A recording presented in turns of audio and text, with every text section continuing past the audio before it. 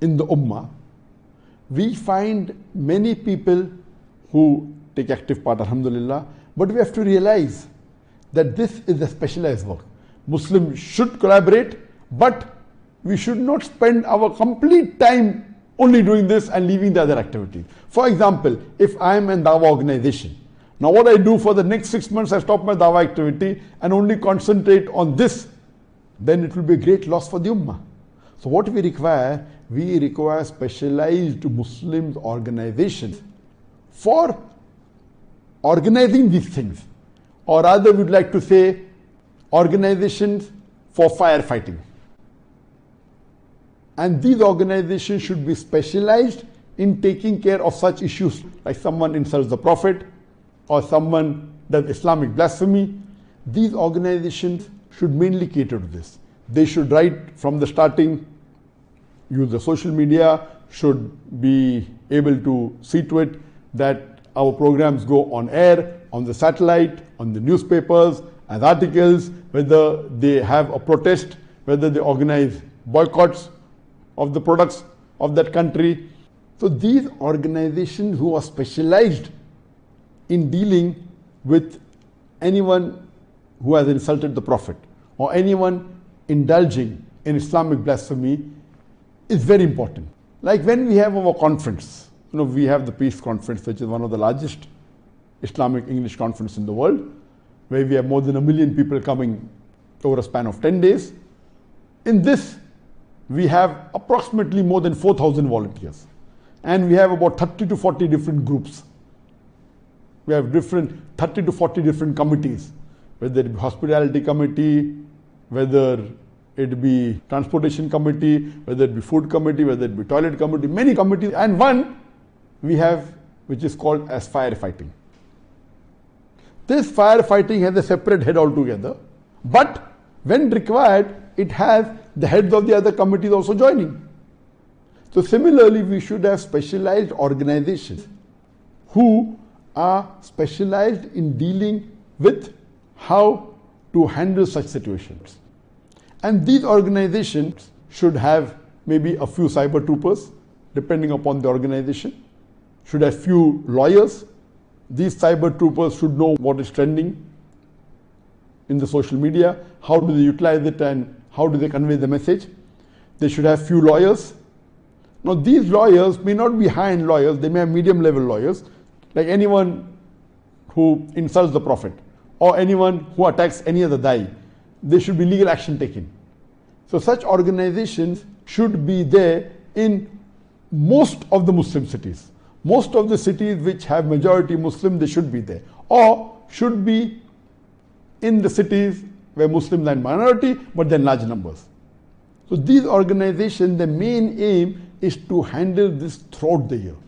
So when such issues as President Macron takes place, all the Muslim Ummah joins. Some may join for 5 days, some may join for 6 days, some may join for a week, for 2 weeks. But you can't expect the Muslim Ummah to leave all the activities and full year be after this issue. That will be a loss. Imagine someone is doing dawah, someone is doing some teaching, someone doing Islamic teaching. If you stop all these activities for 1 year and every year there are some issues, so at this time all should get together for a few days or for a week, but there are organizations who should handle this situation. And they should be able to see to it that they take the impact to the highest level. And in this organization, they should have contacts as volunteers, top lawyers, top politicians, top Muslim leaders. They will come when required, but they should have full-time few cyber troopers, full-time few lawyers, and they should coordinate and see to it that the end result is achieved. And the 15th point is that on a higher level, all the Muslim countries should unite and they should have a bloc. I know that there are certain organizations which are there, but I believe they have become inactive. This collaboration of the Muslim countries together, there are today 56 to 57 countries in the world which have majority Muslims. We should all join together so that if any action is taken, if we take it unitedly, we'll have a bigger impact. And I believe that this should be away from the normal politics.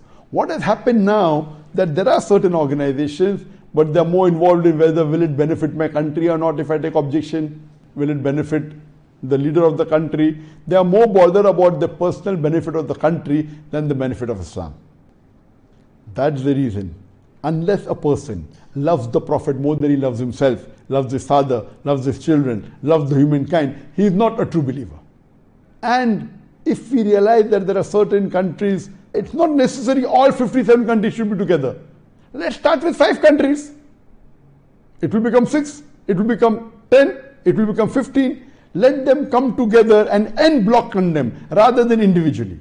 In such cases, if we come unitedly, we are a bigger force.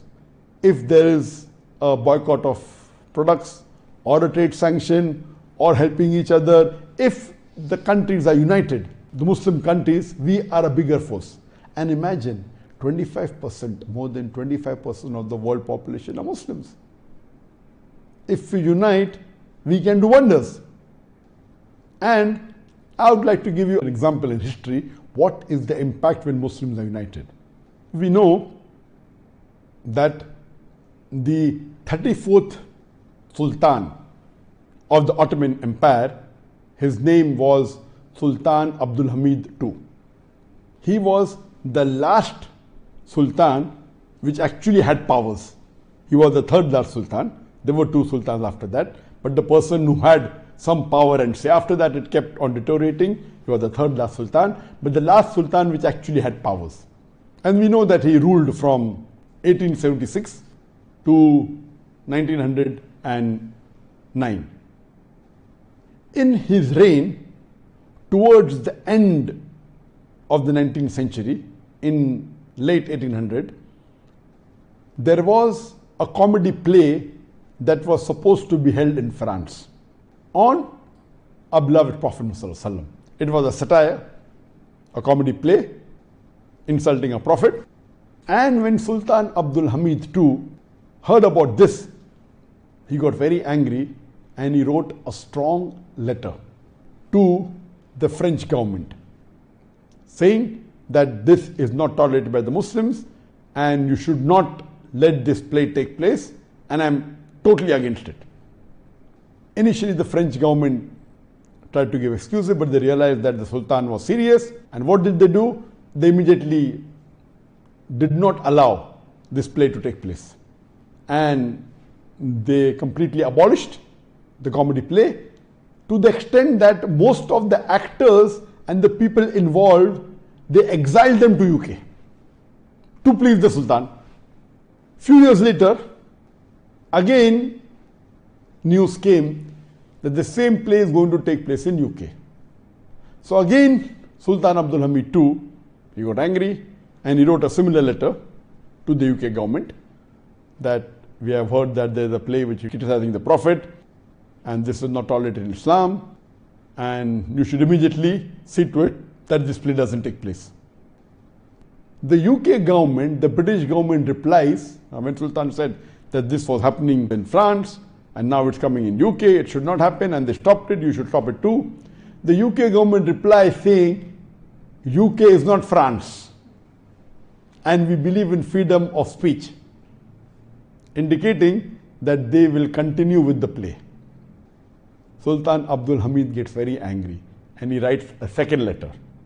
He says, you may not be aware that my ancestors, they gave their life for the cause of Islam, and I am prepared to do the same. If you do not stop this play, see to it it is not done, I will inform the full Muslim world that you are doing a play against the Prophet and you will be held responsible for the consequences. Then the British government realized that the Sultan was serious, and they were so much afraid of the Muslim unity that time that they immediately banned the play.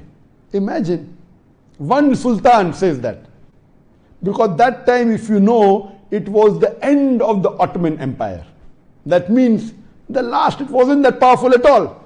Yet, just because the Sultan gave a warning, I'll inform the full Muslim world that they're doing a play which is against the Prophet, and you will be held responsible for the consequences. That letter was sufficient to bring shivers in the full government. Imagine. At that time, end of the 19th century, you know, the UK government, the France government, they were powerful. That colonies in so many parts of the world, they were even ruling India. But the Sultan writes a letter at that time, even though it's towards the end of the Ottoman Empire, yet they're afraid. And today, we hardly see any Muslim leader speaking. Just 1, 2, 3, or yes, a few here and there. But they are speaking individually. Imagine if all the Muslim leaders in the world, even half of them, get together and give a warning. There will be a world of a difference. Today, the Muslim leaders are more involved. Will it benefit me? Will it not benefit me? Will I remain in power? Will I not remain in power? They are more bothered about their seat here. They are not bothered about the akhirah at all. Imagine, our beloved Prophet said, anyone who does not love Allah and His Messenger more than he loves himself, loves his father, loves his children, he is not a mu'min. How can we Muslims keep quiet when someone is blaspheming against a Prophet? What has happened to the Muslim Ummah? That's the reason when I gave my actions, the lower actions are mainly for the common man. And see this example that the Muslims are united. What an example. Even though towards the end,